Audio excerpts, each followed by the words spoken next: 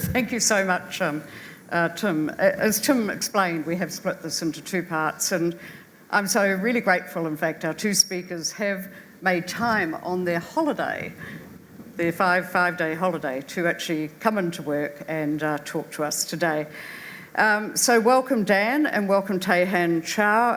Dan Mathieson, as you know, is CEO of Zespri based in Singapore. His bio is in the program today, but he's had an interesting time up there, of course, and earlier this year did get over to China for a good 5 or 6 week sojourn, as I understand it, and was actually on the ground. So if you could speak to us today about conditions there, how you see the future, floor's yours. Dan. Great, thanks very much, Fran, for having me here today. And can I just acknowledge everyone in the audience? It's great to be able to beam in from Singapore with today's technology to talk to you about this very important relationship, certainly for Zespri and wider New Zealand. For Zespri, our growth in China has been really strong over the last 20 years. When I started with Zespri back in the end of 2002, early 2003, only about 2% of our total sales went to China. As I stand here today, it's now over 20% by volume. So clearly it's become a major driver of growth for our industry. And while I can't announce the 2021 results just yet, they'll be released very soon, I can say that we've had another really strong year in 2021 with strong returns back to our growers and our shareholders on the back of very strong performance from 2017, 18, 19 and 20 as well. China has been a very important part of this alongside the development that's been going on in our other markets across Europe, Japan and in some exciting new markets like Vietnam and the USA. Through the heat of the pandemic last year, New Zealand had to pivot, be agile to get their products and services through strict COVID restrictions offshore into our key markets and to our key partners. It was certainly no different in the New Zealand kiwi fruit industry, and there was a huge effort from our growers, our post-harvest operators, our Zespri team in New Zealand working closely with MPI, and our team of Zespri people around our 21 offices to get our fruit through the supply chain disruption and sold. We've seen increasing demand for kiwi fruit, and in part I think that has been bolstered by the focus on health from consumers through the pandemic, which has been very favourable for Zespri. We've also focused over the last 20 years on building very strong relationships across China, and it's fundamental to our success and will be fundamental to our success in the future. In 2015, we really pivoted again to try to go further down the value chain. We had been a company that had exported our goods to big distributors in China and big distributors around the world, and we realised we weren't getting fair value for our product. We changed our business model. We went deeper down the value chain, closer to our consumers, and have been able to grow successfully from that. One of the partnerships that's been very successful for us in China has been Pagoda, one of the largest retail our customers there, and one of the largest fruit shop chains with over 5,000 stores. That close partnership with Pagoda last year allowed us to bring our Sungold and Zespri green kiwi fruit quickly into market. And in fact, Pagoda told us that Sungold was the only fruit category to grow in both terms of volume and value during the pandemic. So that's something we're quietly proud of. We're also very well positioned to benefit from the strength in e-commerce in China, particularly in the fresh category, where we're already one of the top fruit brands in the virtual fruit basket. Again, that's something we've been working on now for almost a decade. And the boom in online food ordering during the height of the pandemic led to a further boost in Zespri sales, and we certainly felt like we were ahead of the game. That growth in e-commerce was seen both through specialist stores, but also through traditional retailers as well during the pandemic. And that company, Pagoda, saw their online, primarily brick and mortar, saw their online deliveries increase from 6% to 15%. Overall, we estimate that last year about 25% of our Zespri fruit was sold online, and that was up from about 18% the year prior. And so it's an area that we're going to continue to focus on, continue to build, even in the post-pandemic era. And it's not unimaginable to think that even in the next few years, probably out to 2025, that more than 50% of our kiwi fruit will be sold through online channels.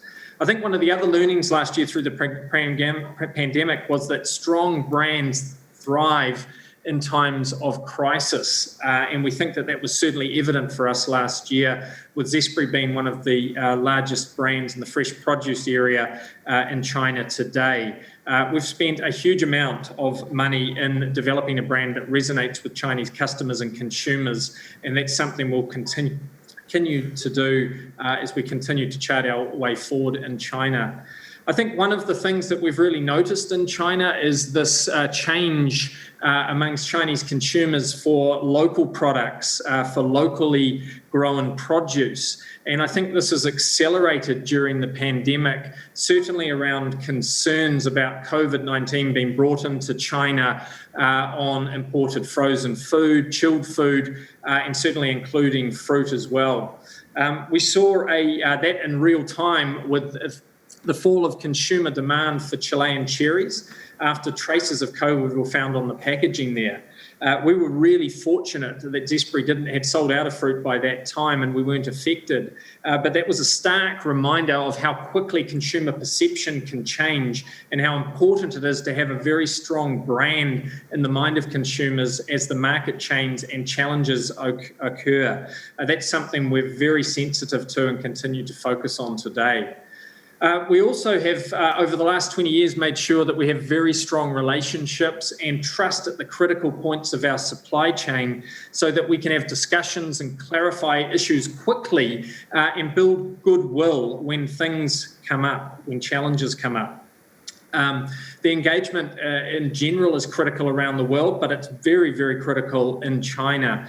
What we've learned over the last 20 years, confronting and overcoming many challenges, is that it's really important in China to build important relationships, engage constructively, and to invest in being present and to build really wide networks. The picture there on the left-hand side of the presentation shows our team today. Again, when I started off in China, we didn't have any people, at Zespri, we didn't have any people in China. Today, we now have over 80 staff, focused, yes, on sales and marketing, but across the broad portfolio of business functions, importantly around operations and bringing our products safely and successfully across the border into China. And we have a very strong government relations team who are helping us navigate the changing landscape there. So we need to stay relevant, of course, to all of the communities that support our ecosystem in China, and we do that through building these strong relationships. We have to keep reminding ourselves as well that we're not just there to sell our fruit. If we're going to and bring money back to New Zealand, if we're going to be successful in China over the long term, we have to build meaningful relationships that help all of our communities across the ecosystem do well as we continue to grow in China.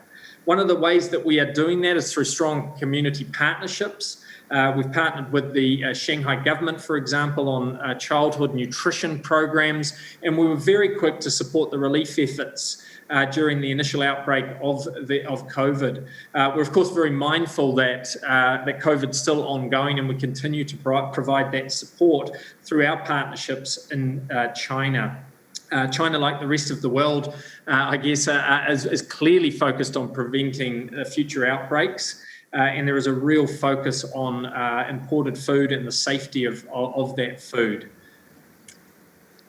As we look forward, we are, and firstly this season, we're about 5 ships or 5 million trays, more than 15% of our total sales into the year in China, and it started very well. We're seeing little impact of the result of COVID so far, and that goodwill I talked about earlier is really helping us get our fruit through in good order through the border with our Chinese partners.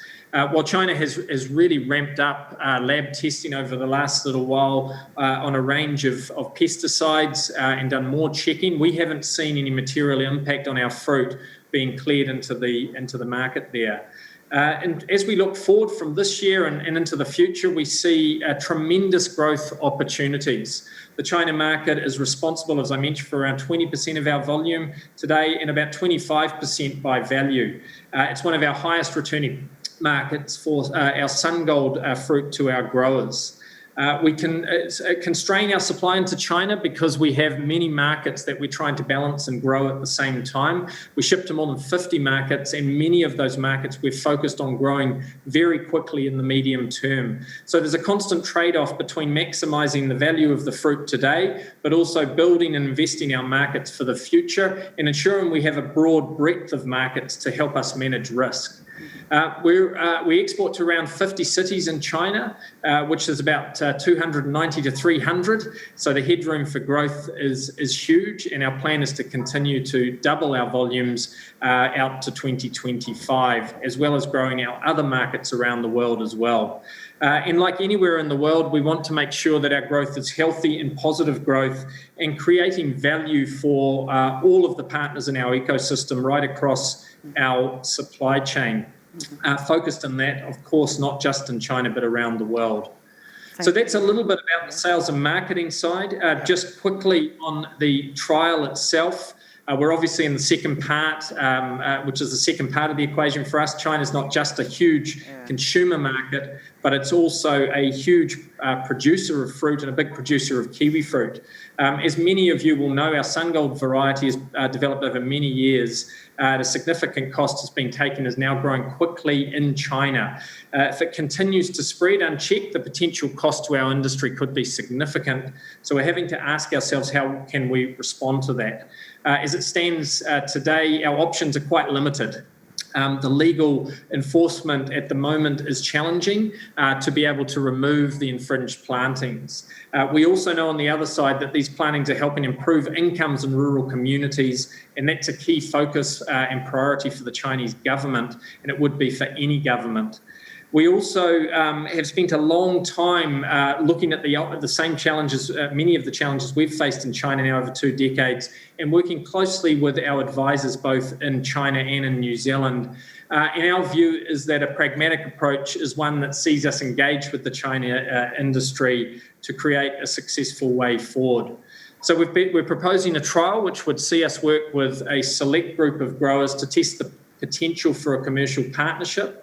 If our growers approve that, we're certainly not across the line yet, but we're having robust discussions with our industry and growers at the moment. We would test whether a commercially viable business model is there for all partners, and that would help us realise the market potential in China together. It would also help us better control and influence the spread of our plantings in China. So it's a big decision for us and for our industry, but something that we're very focused on, and we will have an industry-wide vote in June. I'd also like to just finish off by saying that we're really encouraged by the support we're getting from our partners in China at government level, both local and central, through Her Excellency Madam Wu, and through our obviously the New Zealand government support, and through the Chinese industry, growing industry there as well. They recognise that there are potentials working together to strengthen the protections available to horticultural investors, something that China absolutely needs more of. So China remains a critically important partner for Zespri, both on the sales and marketing side and potentially on the production side. Okay. We'll have to just finish at that point there. Sorry about that. We are a bit time pressed. Dan, if I could just swap to you now, Teh-han. Yeah. Sure, Fran. Good afternoon. I'm happy to and share some of what's going on the ground in China. I guess, as all of you know, China is a very important market for Fonterra. So about a third of our New Zealand farmers' milk is sold into cities in China, either as ingredients or food service applications or consumer products. China is also where a lot of Fonterra's innovation expertise comes to life. And this experience is then shared across our co-op in our other markets globally. Like all markets, I think we've been impacted by COVID-19, and our last 12 months have looked a lot different than what we originally intended.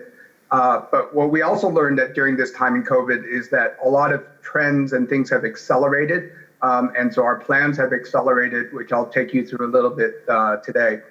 I think this time last year, our CEO, Miles, was sharing with the summit insights on our business in China and how we responded to COVID thus far a year ago. And just to recap, we saw COVID come in, about 2 days before the Spring Festival holiday. Strict government restrictions came in. We had a lockdown. And so our food service business was probably hit the hardest. As you can imagine, all the restaurants were closed.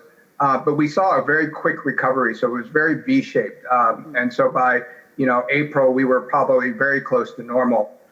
So there was very little impact on our ingredients business throughout this. So we had contracted a high percentage of our China sales book at that time.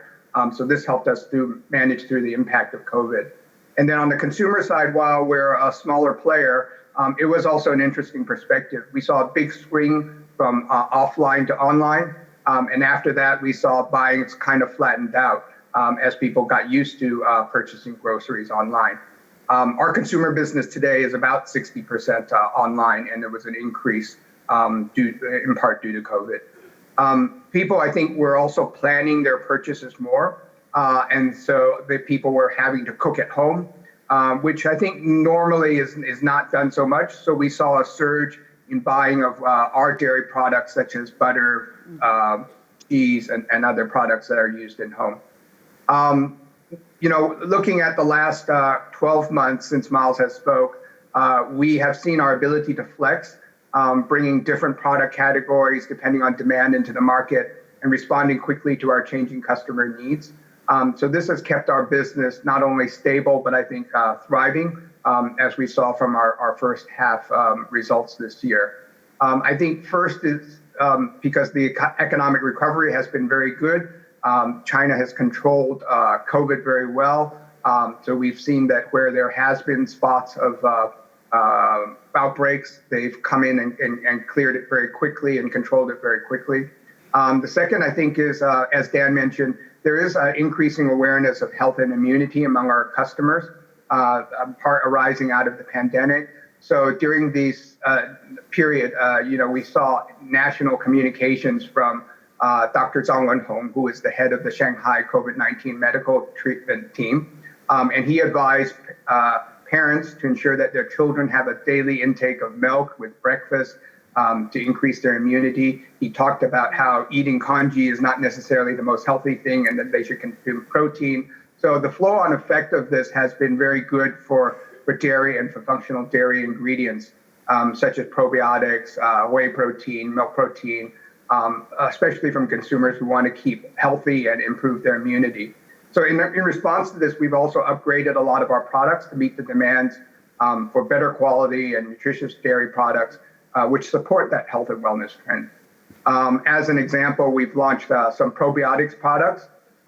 So we have a product that's in a sachet called DR10. So consumers can put this into their drinks and have an added health boost.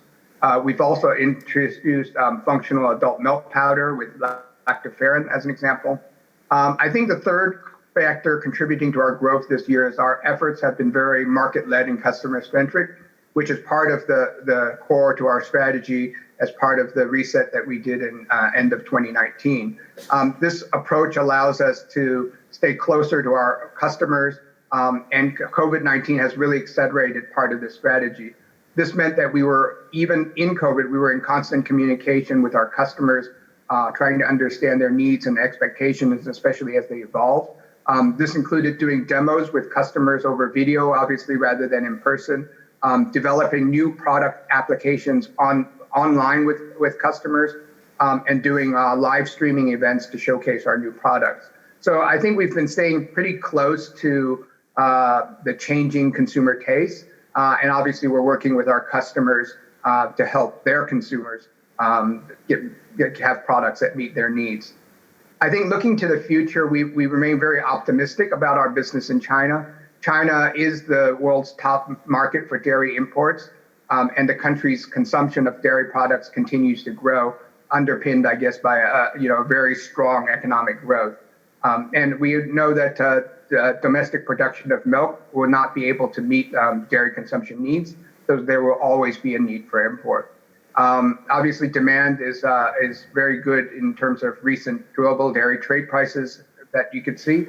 I think looking at the economic environment in which we're operating, we expect to see that the rise of disposable income, the spending on health products such as dairy, and the increased awareness of the good aspects of dairy will continue to be a tailwind for the dairy industry. We also see that customers are trading up. And so from that perspective, then we could see where we can have opportunities to provide more value-added products to our customers. We're doing a lot of innovation with our colleagues in New Zealand. We have a network of application centers across China, which showcase to customers the product innovation that's developed out of our Fonterra R&D Center in Palmerston North. So just last month, we updated our application center in Guangzhou. And so that's in addition to our existing application centers in Beijing, Shanghai, and Chengdu. And then we're planning to add another one in Wuhan this year. We also have an innovation center where we can do a lot of benchtop testing and laboratory testing in Shanghai, which we opened last year. And I guess through these centers, we bring, I think, the goodness of New Zealand milk to Chinese customers in very innovative ways and partnering with a lot of local companies to do that. We've also seen a lot of great interest in our products. Last week was the Bakery China Show in Shanghai. We had something like, I think the organizers said 300,000 people attending. So our AFP team focused on winning with cream. So we were showing 3 new innovative products. And what COVID has shown to us, I guess, is we have really good cooperation with our customers here in China, as well as good cooperation with our colleagues at home in New Zealand. And this has been a foundation for a thriving business for us. So Fonterra has been here for 40 years, and we really remain committed to what China offers, and we're excited to see what the future holds. Thank you. Thank you both. Just a couple of quick questions for you, perhaps starting with you, Dan. You've mentioned the big number of staff you now have in Zespri on the ground in China. Can you just give us a bit of a sense of what it was like navigating through with COVID, keeping your markets open, keeping your staff safe, and similarly also for you, Teh-han? Sure. Look, first of all, China was the first country in the world to go through COVID, so it was learning as we go a little bit there. But we were able to obviously give our leadership in China full autonomy and responsibility to look after their people first. And we set looking after people first, as you can imagine, as the number one priority, and everything else was second. We quickly moved people to work from home situation, and we closed the office. And then we were able to feedback in real time how people were being supported in China, so that as the pandemic actually evolved around the world, we were able to take those learnings and help support our people in the other countries in the best way possible. So we've learned a lot from China, and that's actually helped our other markets as well get the best in the pandemic environment. Teh-han? Yeah, for us, again, very similar in terms of putting people first. At that point in time, we had about 1,700 people on the ground in China. I happened actually to be out of China at the moment the outbreak came out. So I rushed back in early February to be with the team, leaving my family behind. But in doing so, I think that, again, it was important to be able to work with our teams and immediately become very agile, changing the way we worked. And I thought the response from our team was fabulous. People were up to the challenge, up to the task. we made sure that everybody was safe. We provided, safety, personal protection equipment, enhanced across our farms where we had to continue operating 24/7. And we provide as well to our office employees around the country. Mm-hmm.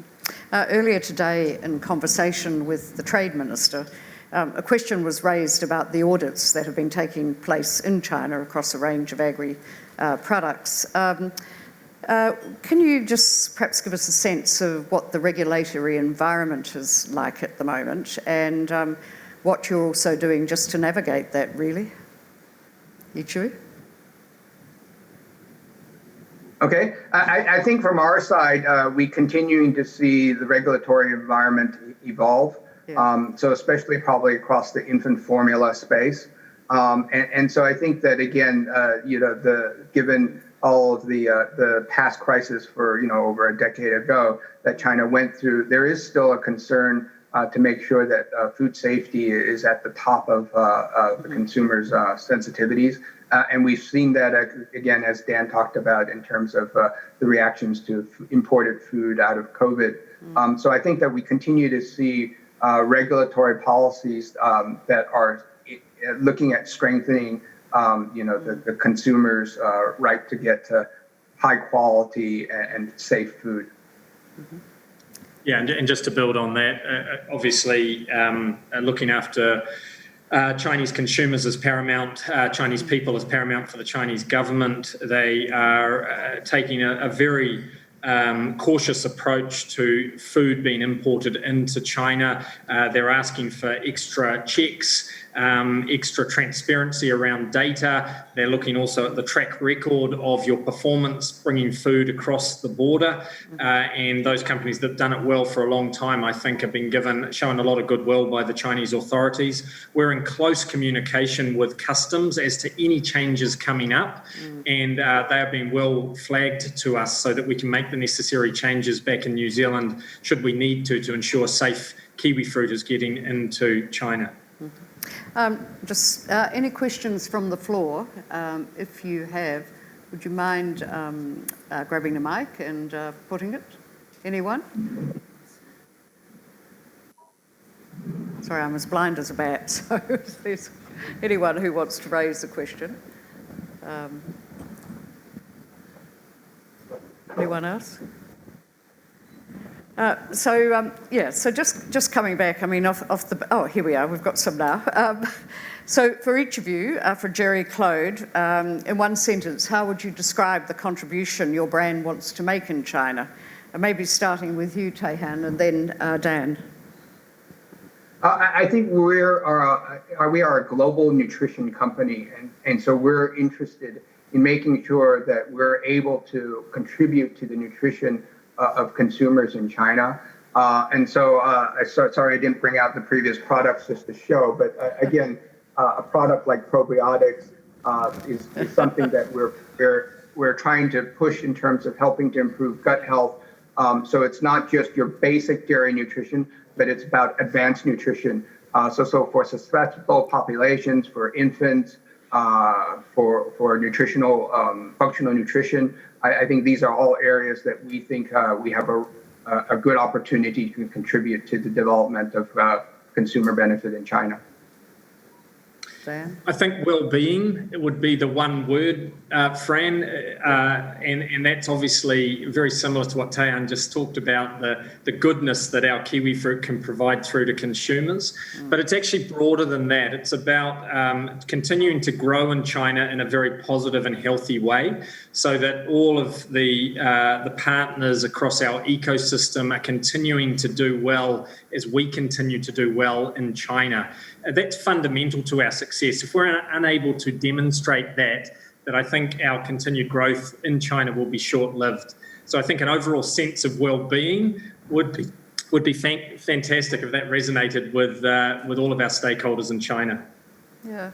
Question here about how much discussion happens on the ground in China, and I guess also in Singapore, about the issues that have attracted the media's attention, like Five Eyes, the Naya Mahuta, the Uyghur, the Hong Kong comments. Do you see much of that up there in the media? to you both? I think from our side, what we typically see is if there is a commentary made in New Zealand that China doesn't like, then China will heighten that as a reaction. So we do see that, and then that's when we hold our breath and go, hope nothing happens. So yeah, I think that's our typical approach here in China. Yeah, okay. Yeah, certainly picked up very quickly, Fran, whether that's in Singapore or in China. Ivan Kinsella, who you're going to be talking to later today, he is very watchful of what's happening and the comments that have been made, and they are well passed on to our team in China and team in New Zealand so that we can do our best to ensure we're prepared for what comes from that. Question for you, Dan. How does your deep e-commerce experience in China give you a capability head start in other geographies where e-commerce growth has also accelerated due to COVID?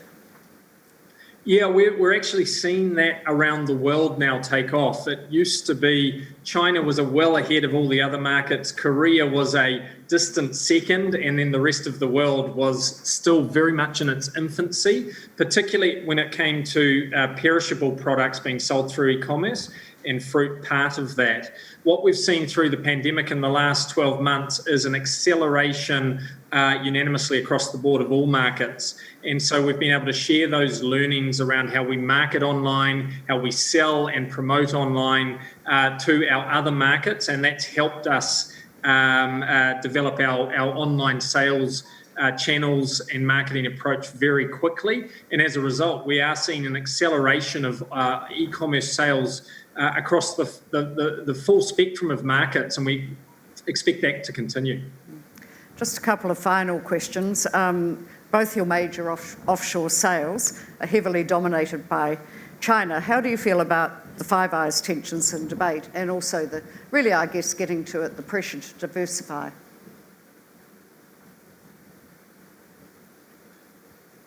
I think in terms of the way that we look at China, we feel that we already have a fairly diversified market.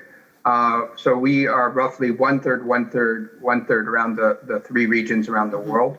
And even within China, our business is diversified.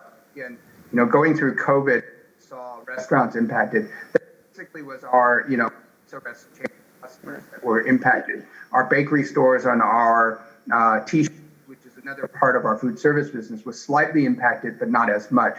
So, from overall, we had a very drastic impact from COVID, but it was a very short-lived impact. And because of the rest of our business, again, ingredients business, felt no impact whatsoever. From that point of view, our customers and our channels are so diversified within China in itself that I think that, from a segment point of view, I think there is some sort of a risk mitigant in that in itself. Okay, I'm sorry, no, where you go, quickly. Well, I was just going to build on that. So we also believe we've got a pretty broad breadth of markets, managing that risk through continuing to grow in China, but continuing to grow other markets at the same time. Clearly, there is tension around the world today, and our governments are maintaining a respectful relationship based on open dialogue with one another, and we certainly support that. And what we're focused on is how we can then use our ecosystem and our influence to help also create a positive process forward there. So it's something that we'll keep a watchful eye on, but it's something that we hope will continue to move ahead in the same way it is at the moment. I hope you'll all join me in thanking both Dan and Teh-han for coming in from their view on the ground from both Shanghai and Singapore. Thank you.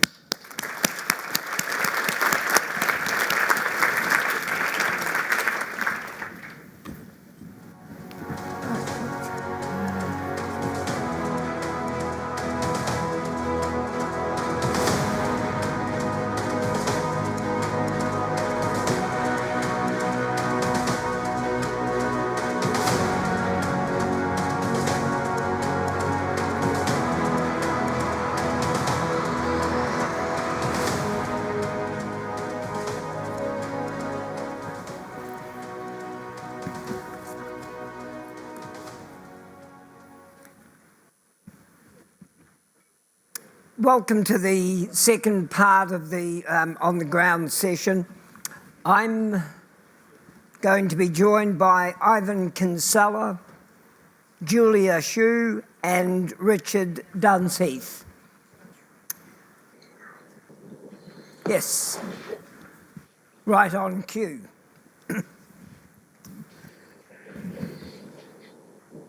I think for our guests, I think I can say that each of the people in the room have got the CVs in front of them, but I think if I can start, Ivan Kinsella joined Zespri China in Shanghai in early 2018 and heads their corporate affairs function. Julia Chow is the co-founder and managing director of Oravida Limited, and Richard Dunsheath is New Zealand's Trade Commissioner in Shanghai.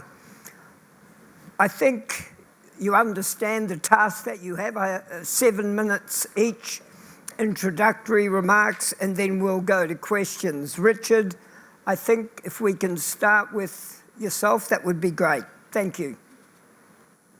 Sure. Can everyone hear me clearly? Yes, we can. Great. Kia ora everyone. I'm going to talk about two things today. One is the current situation of New Zealand businesses selling into China, and secondly, some considerations for the business leaders in the room. So NZT in mainland China has worked with about 400 companies since the start of the pandemic. And these companies are at various stages of growth, some of them being early stage at entry, all the way through to some of the mature ones who've got functional teams on the ground. We've had about 45 new companies added into our portfolio in the last 6 months. 75% of these companies are food and beverage companies. For 180 of these companies, China is their primary market globally, not their primary market, one of their top 3 markets globally. And about 65% of these 180 companies have dedicated Chinese Mandarin speaking talent in the business. And about 50 of these companies have an entity on the ground, a wholly foreign-owned entity. If you look at the 2020 calendar year for value of exports from New Zealand to China, we've seen growth across dairy, fruit, pet food and honey categories, and we've seen declines across meat, forestry, seafood and beverages. If you look at the perception of New Zealand to Chinese consumers, I think it's remained relatively stable, where they still see value in New Zealand's trust, quality, and safety in our products. And the main association is linked with dairy products and infant formula, but also we're seeing growth in the fruit category and the brand awareness there from New Zealand. Probably an interesting one is in young consumers born after 1990, they have a slightly less favourable position on New Zealand than other age brackets. So they're still favourable on New Zealand, but they're not as favourable as older demographics. And we think this is because there's a growing nationalism to buy local. There's also domestic competition is increasing and they understand their consumer better, they can act faster, etc. And we believe some of the messaging to this age group is quite hard to reach for New Zealand companies who don't have enough scale in China. I'm going to now share my screen and talk through the four Ds to take China seriously. So the first one is design for China. The second one is decide in China. Third one is deliver at China speed. And the fourth one is digitalize your China business. So design for China. So listening and acting on your consumer needs, using this NPD in product and in your product development, packaging, branding. And I'll give you some examples. Manuka honey in China is not used on toast. It is used for gut health and consumed in warm water, as an example. Avocado oil is used in baby food. It's not used in cooking or on salads in China, typically. So these kind of consumer needs will influence who you partner with, why you partner with them, your channel selection, your branding, and how you position your product. So a question for the business leaders in the room: how well do you know your consumer? How are you developing business models to meet these consumers? Being a Western product or a product from New Zealand just isn't enough anymore. You need to go more niche, more specific, and really understand it. Second area is decide in China. I see a kind of growing divergence of knowledge between business leaders in New Zealand and what's happening on the ground. This is mainly due to COVID, restrictions around COVID travel, but it's a really challenging time for New Zealand business leaders to keep up with what's happening in China at the moment. Companies with people on the ground are adapting quickly. Companies who don't have people on the ground, I observe, are very slow to react because they just don't have those market insights. I'll give you an example. There were 4 New Zealand companies I know of that when the COVID pandemic was at its worst in China, in Wuhan, they quickly donated resource and products into helping with the COVID response. This got really positive public awareness from consumers, from partners, from media and local government. And these decisions were made quickly by people on the ground and the teams on the ground. There's around 12 New Zealand SMEs who have hired their first person in China in the last 12 months, which is quite interesting. And there's about 4 New Zealand companies who set up their entity in China in the last 12 months. And there's about 3 in the pipeline now who I expect to set up in the next 4 to 5 months. So I guess the question for the leaders in the room, how do you give adequate levels of autonomy to your teams in China? Do you have enough people in China who are really driving your business, your revenue, and your profitability? The third area is delivering at China speed. So we've all heard of Jack Ma's 996 working culture. I was in a trade partner in Hangzhou last week, and they said 997, which I was completely shocked about and quite disturbed that they were considering those kind of work hours. China moves fast, as we all know, and we've seen that in the growth over the last 40 years. One high-growth New Zealand brand that we work with won a $10 million New Zealand B2B contract in late 2020. They had to roll out the installation and setup of these sites. Within about 4 months, they had hired a team, set up an entity, installed the software, and installed the hardware. This is the kind of pace that New Zealand companies need to be moving at to keep up with what's happening in China. And the final one is digitalise the business for China. We know data is hard to come by for New Zealand SMEs because often they're reliant on a distributor or a partner in China. So what are high-growth New Zealand brands doing? They're setting up their own platforms so they can collect the data themselves. This could be a Tmall flagship store, it could be a Douyin account, it could be Pinduoduo. They're building direct-to-consumer sales strategies so they can collect that data, and they're also owning the CRM data and building their own databases. So for business leaders in the room, what's your tech stack for China? And how are you getting the insights that you need to make informed decisions? Thank you. Thank you very much, Richard. Great timing, I have to say. Julia, if I can ask you to go next, please. Sure. Hi, everyone. Just to build on a little bit on what Richard has just talked about, I think he gave a very good overview of macroly doing business for New Zealand businesses here in China. We started Oravida business back in 2011, so I am going to be a little bit more connecting on the ground of what's going on, what we have experienced, and what we see in this challenging yet also quite optimistic the moment in time. We started our business in 2011. Oravida literally means healthy, happy life. So for us, our value, our motto has always been, since the establishment of the business, is healthy food and healthy life. And the reason why we started this was because as a Chinese, I'm Shanghainese and born and raised here in Shanghai, I know how much Chinese people place the importance of the healthiness of food in our daily lives. It's in a constant sort of mentioning when we say would you like to have a piece of this, or would you like to eat this? And there was always a connotation that's associated with why you should have this. And there is always a health aspect that's associated with food. And having come into New Zealand back in 2009, we realized New Zealand really is a fantastic country in produce the healthiest food that you can possibly find on this planet. I truly believe in that. So it was on the back of that we started this business, is bringing what's best in New Zealand to what Chinese consumers really want. So in doing so, over the last 10 years, we have developed two lines of business. We have our trading business, which is introducing our high-end New Zealand seafood and other various products into China. That's our trading business.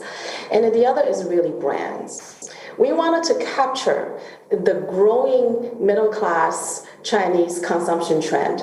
So we wanted to establish a brand that resonates with the Chinese consumers, yet brings what's best that New Zealand can offer. So we decided on two products. One is water, which is very essential to the daily lives of Chinese, and the other is fresh dairy, which is also something that Chinese consumers believe in, that New Zealand is great at producing. So I'm not going to go into too much details about our food categories. I'm sure that we can talk in details in them some other times. And the other topic that I want to touch a little bit upon is actually COVID. I think this is what perhaps a lot of audiences in the conference really wanted to know, what really happens to businesses, what happened last year. I think in China, COVID is something that on people's mind, but lives are very much back to normal. Because the travel is limited, so domestic consumption has taken a real great surge in the last year. I live in Shanghai. I see so many tourists now during any national holidays coming to Shanghai. So what that really means is that restaurant business are really bustling. Every mall you go into, there's so many people, and there's so many people lining up to go into the store. So from a consumption perspective, I think that has not yet been dampened. Okay, so what that means is that the demand is there. And what the disconnect sometimes is actually rests in the supply chain. There are two major problems that facing business in the import business. Number one is logistics. The containers are getting extremely expensive and very difficult to get. And because there is an increased time allocated for clearance at the border, so the turnaround time for these containers are getting very, very slow. So that, and also because China is the only country that's doing a lot of production, so the export from China is then ramping up. So the demand for containers are really outstripping what's available, and that's putting a big strain on getting the products into China on time. And then there's a clearance. On the China front, the clearance takes a little longer now because every container, every product needs to be checked, sort of quarantined, and also has to be cleaned based on Chinese standards. So that takes a long time to do. And then shipping within China, because now each local government requires certifications of your product meeting the standard. So you have to produce that every location that you go to. So that adds another layer of complications as well as costs to the business. So all of that is the logistic back-end part of the COVID impact that's negatively impacting the business, but not actually on the consumption front. The consumption, I think the consumers are very much hungry for good products, but yet the logistic part of it is actually causing quite a bit of a hiccups. But of course, there are sentiments of imported food having the COVID contamination regulations and so on dampens a little bit about the consumption, consumers' willingness to purchase imported food. But at the restaurant front, I think the business is actually really, really robust. So, I see that the companies will do well, and the companies who preempt that, who really puts a lot of effort and emphasis into getting the logistics right. And I think there's huge opportunities to capitalize on. With that, I hand back the screen to you. Thank you. Thank you, Julia. And Ivan Kinsella, welcome. Thank you. Good afternoon, everybody. I was given the topics to look at what are the main trends that are impacting New Zealand business. I looked at three key ones. I think the first one, which has already been touched on by us here, is the continued strong demand for New Zealand goods in general, but also in line with China's overall economic growth. I think you've heard earlier today from Rodney and others about the strength of China's economic growth at present, sort of double-digit growth, with exports to New Zealand, from New Zealand, goods exports to China in the first 4 months of this year. The figures are up 24% on the same period, not only last year, but in 2019, before the pandemic.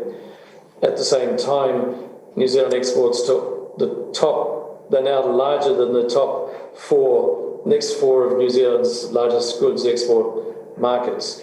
So that's a very strong trend. We're now in the middle of the May Day, 5-day public holiday here. As Julia touched on, the restaurants are full. The domestic tourists from around the country are taking up all the restaurant space and the entertainment space.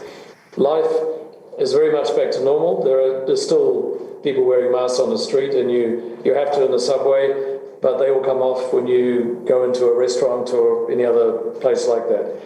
The vaccination program here is behind schedule. I think about 1 in 7 of Chinese have been vaccinated, but is still, of course, that's well over 200 million people have already had at least one shot. I've had my one shot. Looking forward to the next one on Wednesday. The number of COVID cases coming into the country each day that are intercepted at the border about the same as in New Zealand. And there's no community transmission for many, many weeks now, apart from one border city with Myanmar. So I think the overall situation there, I think probably most Kiwis can relate to it. It's very similar in practice on the ground in terms of the openness of everyday life again. And that has obviously implications for all sorts of things that New Zealand exports and the demand for that.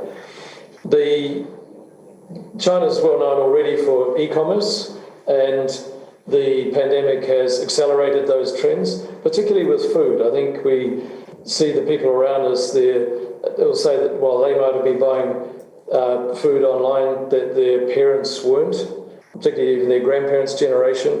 Well, when everyone was stuck at home, everyone got used to how to buy food online as well, and that works very well to our advantage. And in the horticultural sector, the two main products we export, of course, are kiwi fruit and apples, and that's extremely well suited to e-commerce. In fact, kiwi fruit, particularly Zespri kiwi fruit, is the largest single category in fresh e-commerce in China and most of the e-commerce platforms, because it's just how well suited it is for that. There is a bit of a double-edged sword there with that big exposure to e-commerce. We're also hearing from New Zealand Meat Company just in the last month that they're finding it much more difficult to get traction on e-commerce platforms, including Pinduoduo, which is now somewhat bigger, at least in market valuation, than Alibaba's online platform. They are basically not really interested in promoting foreign meat brands unless they're partnered with local partners. So that's still there. In fact, they said that this has been intensifying over the last month. We also saw recently that with the consumer backlash to comments by some, or actions taken by some Western consumer firms, that they were very quickly either blocked or removed, particularly from e-commerce platforms, almost overnight. So it's there is a sort of a double aspect to this. Dual circulation is the third biggest trend. It's that name that fortunately we had Rodney to explain to you in more detail earlier in today, but I think at the heart of it is a greater degree of reliance on the domestic market for growth, and trading is in strategic areas will be it's still there, certainly part of the mix, but it's not all about exports and imports. In fact, that trend has been in place for the last probably decade or so, but it's been accelerated by the pandemic. With COVID in particular, the measures that China's put in place to manage the risk as they see it from imported cold chain foodstuffs, particularly frozen meat and seafood, but also fruit is covered in that, and that includes Zespri. There's certainly been a lot of, let's say, transitional issues while those policies were put in place. We had warehouses blocked, not because of Zespri kiwi fruit, but because of the frozen meat that was in the chamber next door within the warehouse, and that's led to us doubling the number of warehouses that we're using in China this year to help manage that risk if something does get locked down because of a COVID fine, not directly related to us. It certainly also added to cost. There's been around disinfection, there's been a lot of uncertainty at times about what the level of disinfection is, whether it's at the pallet level or at the individual tray or package or carton. We've had both experiences. We've worked through those, but they certainly have added a large degree of uncertainty at times. So I think now we're seeing it fallen into a pattern, and we know pretty much what to expect. There was an audit by China Customs last Thursday on the one part of the horticultural industry, the apple industry, with 3 pack houses and 3 orchards being checked, and we hope that's gone well from the feedback we've had. That's certainly the case. Julia touched on the impact on brands, foreign brands. There certainly has been a hit to the premiumness, if you like, or the quality perceptions around premium food. Chilean cherries were the case in point there, when traces of COVID were found on some packaging. The world volume for Chilean cherries was up last year. Prices were down significantly. I think there will be a long-term impact, but I think a lot of that is slowly will come back with time, and as memories of the worst of the pandemic recede. And finally, I think the disruption to the global container trade are well known. New Zealand's not immune from that. Obviously, given our location, we're probably impacted more heavily than many other places. But we've also got our own problems with ports of Auckland, which have compounded that, and that's had a knock-on effect to other ports like Tauranga. I think that's a bit of a quick overview of the issues as we see from the ground up here. Look, thank you very much for your comments. I'm going to put my first question to the panel based on a comment you just made, Ivan, and that is, we were talking with Dan Mathieson before, and one of the things that he said was strong brands thrive. What's the perception of the New Zealand brand from your perspective? Quick comment from each of you.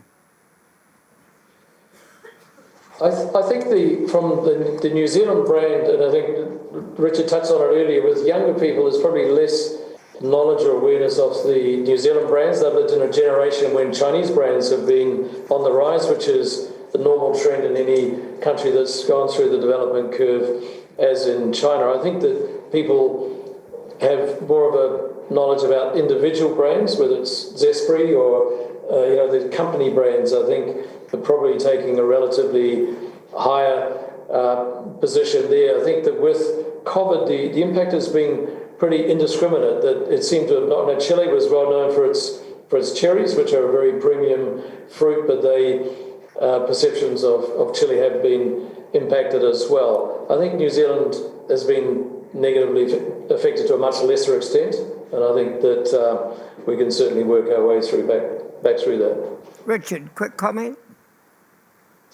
Yeah, my view would be similar to what Ivan said. I think New Zealand's still got a very positive brand in China as a country, but when you go down to the actual consumer brand, i.e. the product brand of a business, I think that's an area that New Zealand could invest more in, and I think it's competitive. It's changing quickly, but I think it's an area that needs to be done because consumers are looking more at the product brand in preference over country brands. That's a trend that's happening long term.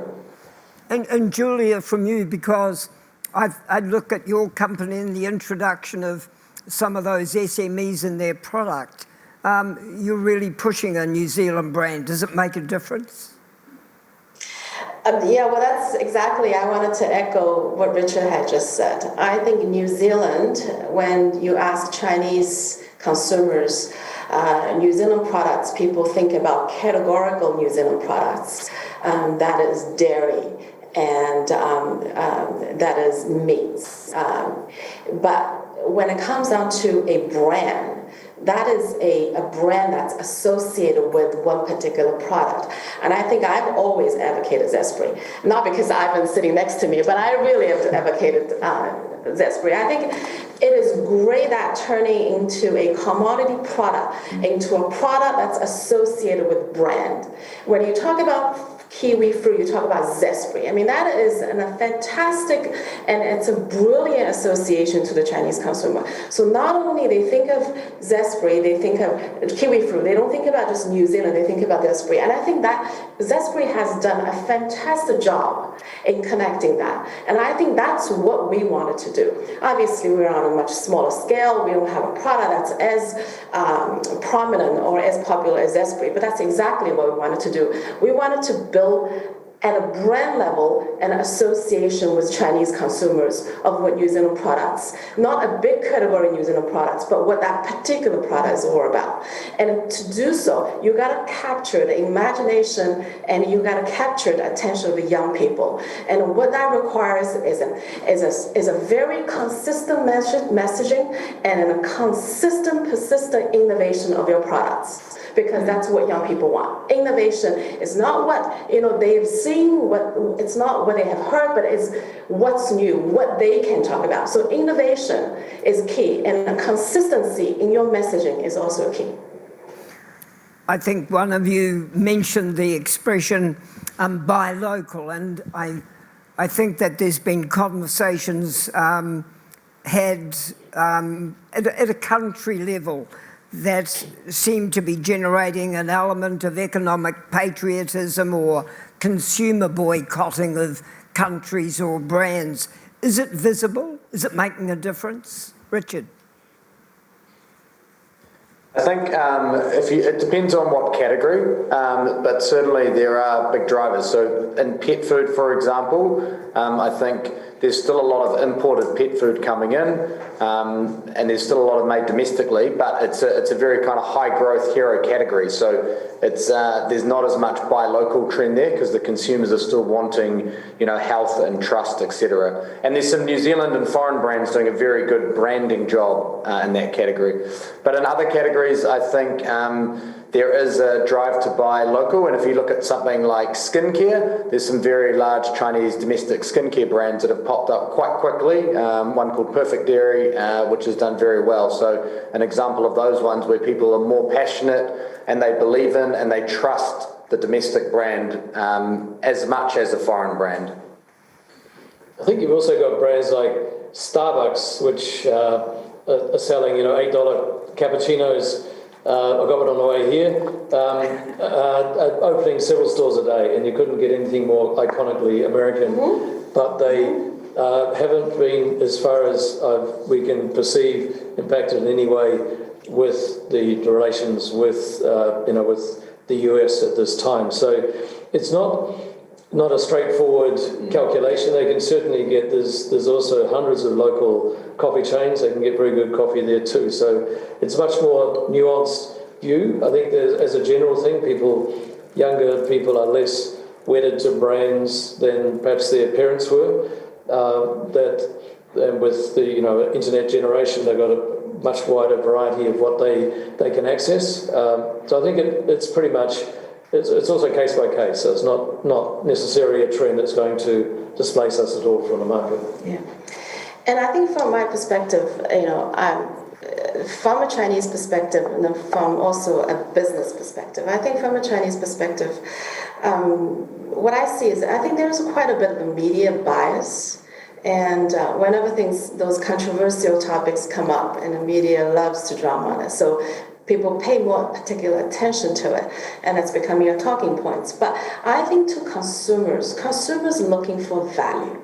It doesn't matter whether it's locally made or it's foreign imported. They look for value. They look for the fact that if I'm going to spend that money, whether or not I'm going to get what I want. Whether nationalism, patriotism is a part of that value system, perhaps yes, but it's an overall value proposition to the consumers. If I can get as good of a product that's locally made with the money that I'm willing to spend, yes, I will buy locally. But that's not entirely driven by nationalism and patriotism. It is all about the value as a consumer that I get. So that is very important to keep in mind, is what value propositions that you offer, what differentiates your product. So I think consumers are all logical behavioral thinkers.